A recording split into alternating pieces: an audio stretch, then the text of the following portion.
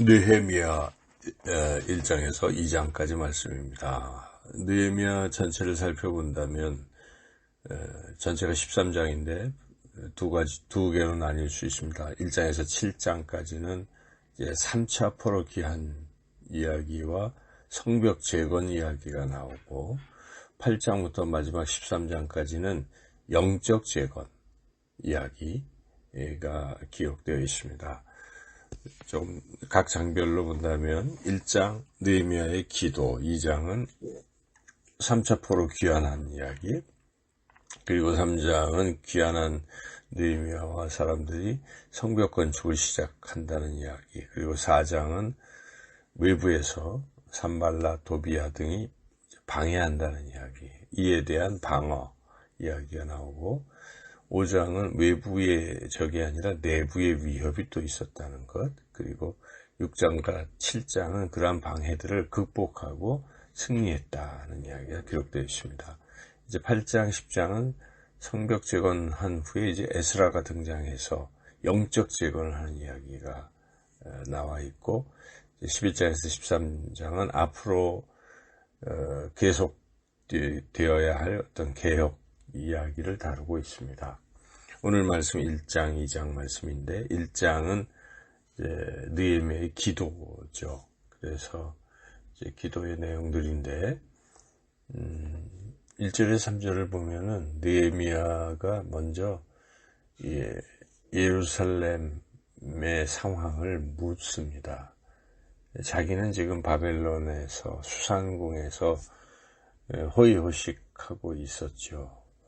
그런데 자신의 어떤 호의호식에만 골몰한 것이 아니라 그런 가운데서도 느헤미야는 항상 그 안테나를 조국에 두고 있었습니다. 이스라엘 공동체가 어떻게 지내고 있는지, 바벨론 포로에서 귀환한 그들은 어떤 상태에 있는지에 대한 관심이 지대했다는 것이죠. 우리 이 지도자라는 위치는 자신만 생각하는 것이 아닙니다. 공동체를 항상 생각하는 것이죠. 우리가 교회의 지도자라면 우리의 관심은 내 자신을 넘어서 항상 교회 공동체로 향하고 교회 공동체의 안테나를 맞추고 있어야 한다는 것이죠. 느헤미야는 그렇게 조국에 대해서 관심을 갖고 있다가 그 형편을 듣게 됩니다. 보니까 예루살렘 성벽이 무너지고 아주 참담한 형편, 그 주변에서 자꾸 침입하고 백성들이 힘들어하고 있는 상황을 듣고 느헤미야는 그 상황을 듣자마자 수일 동안 슬피 울고 하나님 앞에 금식하고 기도합니다. 이런 조국의 암담한 현실 앞에서 느헤미야가 가장 먼저 한 일은 기도였다는 사실이죠. 우리도 어떤 어려움을 만날 때 가장 먼저 해야 할 일은 기도가 되어야 되겠습니다. 기도는 그 어려움을 타개하는 최선의 열쇠이기 때문에 그렇습니다. 자, 느헤미야의 기도의 내용이 쭉 소개가 되고 있는데 느헤미야는 하나님을 부르고 그리고 먼저 죄를 자백합니다. 근데 그 죄 자체가 자신의 죄라기보다도 공동체의 죄죠. 느헤미야는 공동체의 죄를 자신의 죄로 인식할 줄 알았습니다. 우리가 앞서서 에스라도 그러한 공동체의 죄악이 자신의 죄로, 그래서 그 죄가 머리끝 정수리부터 발끝까지 이르렀다고 그렇게 통회하고 자복했지 않습니까? 느헤미야도 그랬습니다. 우리가 이걸 보면 지도자는 먼저 이 공동체의 죄를 자신의 죄로 여길 수 있는 사람이라 하는 것이죠. 그래서 남의 잘못만 비난하고 정죄하는 것이 아니라 그 죄가 바로 나 때문이다 하는 마음을 가지고 같이 슬퍼하고 그 죄악을 진심으로 자복하고 회개할 줄 아는 사람이 진정한 영적 지도자라 할 수가 있습니다. 그리고 느헤미야는 기도할 때 약속의 말씀을 붙들고 기도했다는 것이죠. 그래서 하나님께서 이스라엘 백성을 버리지 아니하시고 다시 바벨론 포로에서 돌아오게 하시는 그런 약속들을 붙들고 기도합니다. 그럴 때 하나님도 역사하시죠. 그게 가장 큰 힘입니다. 기도할 때 가장 강력한 무기는 약속의 말씀을 붙들고 기도하는 것이죠. 그렇다면 우리는 약속의 말씀을 잘 알아야 된다는 것입니다.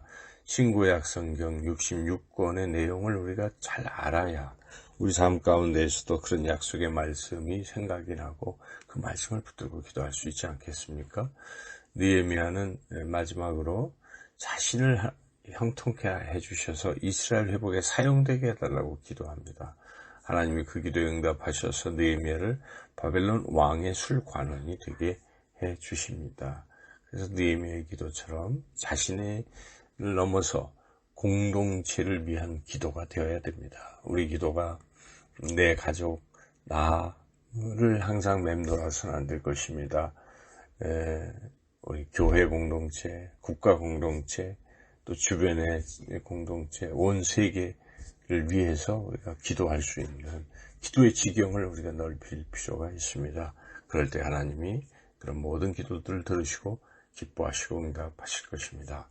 이제 2장의 내용은 느헤미야가 이스라엘 백성들을 데리고 3차 포로 귀환을 이루게 되는데 그 과정에 가장 큰 핵심은 역시 또 기도였다는 것을 깨닫게 됩니다.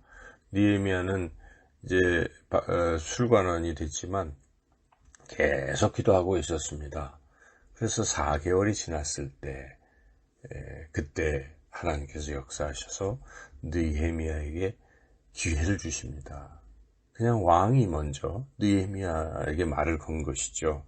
느헤미야의 얼굴을 보고 수심이 가득하다 하면서 먼저 말을 걸어온 것이죠. 그것은 하나님 역사하신 것입니다. 우리가 어떤 일이 있기 전까지 계속 기도할 필요가 있습니다. 드디어 그럴 때 하나님이 기회를 열어주시는 것입니다. 또한 느헤미야는 기회가 왔을 때 순간 하나님께도 기도했다는 것이죠. 그래서 그 왕이 네 소원이 뭐냐 이제 이렇게 물어봤을 때 무엇이라 대답할 것인가. 그럴 때 순간 느헤미야는 하나님을 묵도하며 하나님을 생각하며 하나님을 향해서 짧게 그 순간 대화 나누는 중에 순간 하나님 향해 기도를 드린 것이 우리가 이걸 흔히 화살 기도라고 합니다. 그래서 어떤 상황 속에 눈을 뜨고도 대화 중에도 순간 하나님을 생각하고 잠시 하나님께 주여 도와주시옵소서 어떻게 해야 되겠습니까? 이렇게 여쭙는 이런 기도가 필요한 것이죠. 그 순간 하나님께서 지혜를 주시고 담대함을 주시고 또 대답할 말을 주셨어요. 그래서 느헤미야가 담대하게 제가 조국이 이렇게 무너졌으니 가서 조국을 재건하고 싶습니다. 이렇게 기도할 수 있었던 것이죠. 그 기도는 어찌 자칫 잘못하면 죽을 수도 있는 것이죠. 모반으로 왕이 여길 수도 있죠. 그러나 그런 목숨을 건 기도를 그런 제안을 할 수 있었던 것은 순간 하나님 앞에 기도했기 때문에 하나님이 지혜와 담대함을 주셨기 때문에 가능하다 하는 것이죠. 우리도 어떤 순간순간 그러한 기도를 늘 드리며 살아야 되겠습니다. 느헤미야는 드디어 예루살렘에 도착했습니다. 그럴 때 하나님도 느헤미야는 계속 하나님께 기도하고 있었기 때문에 하나님께서 느헤미야에게 신중함을 주십니다. 그래서 느헤미야가 아무한테도 얘기하지 않고 밤중에 은밀하게 나가서 예루살렘 성의 상황을 탐색하지요. 그리고 또 순탄한 것만 아니라는 것입니다. 사마리아의 산발라, 도비야, 게셈 이런 적대 세력들이 또 방해를 시작합니다. 성벽 재건에 대해서 방해하고 그럴 때 느헤미야는 계속 기도합니다. 그럴 때 하나님께서 느헤미야에게 방해를 어떻게 맞설 것인지 지혜를 주시고 또 담대함을 주셔서 또 이제 그 문제를 해결해 나가는 것이죠. 우리가 1장 2장을 보면서 느헤미야는 정말 기도의 사람이었다는 것을 깨닫게 됩니다. 그리고 느헤미야는 쉬지 않습니다. 항상 늘 기도하는 것입니다. 순간순간. 그리고 하나님께서는 한꺼번에 역사하시지 않습니다. 순간 기회도 주시고 역사하시고 또 다음 단계에 또 열어주시고 또 조금씩 하시는 것이죠. 그래서 그 이유는 우리의 기도가 필요하기 때문입니다.